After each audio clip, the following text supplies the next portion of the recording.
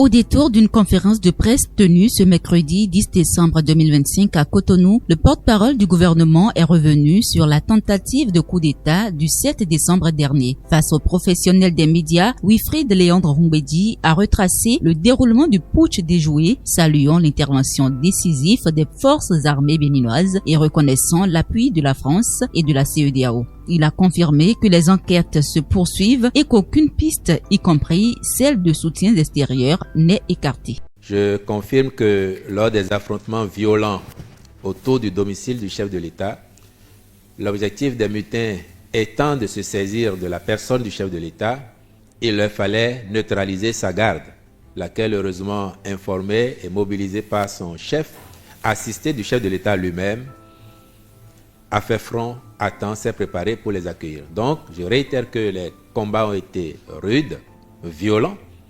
Nous avons, à l'occasion, perdu un agent.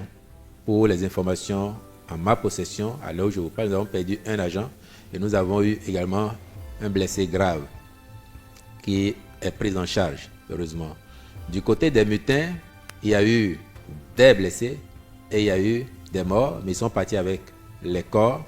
Ce qu'il est heureux de noter, c'est que, passé l'effet de surprise, la riposte et la réponse de notre armée républicaine auront été à la hauteur pour enrayer ce danger et mettre en déroute les mutins qui, encore une fois, nous auraient fait reculer, mais dramatiquement.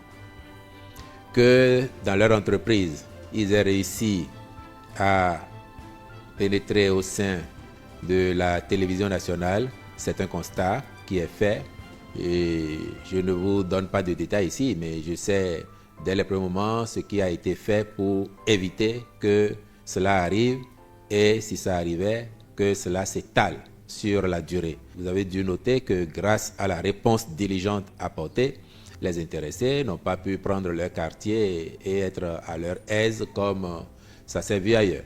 Maintenant, vous évoquez une certaine instrumentalisation ou bien des complicités extérieures. En pareille circonstance, il me semble qu'aucune hypothèse n'est à exclure. Cependant que nous, côté gouvernement béninois, nous n'accusons personne. Nous ne soupçonnons même personne.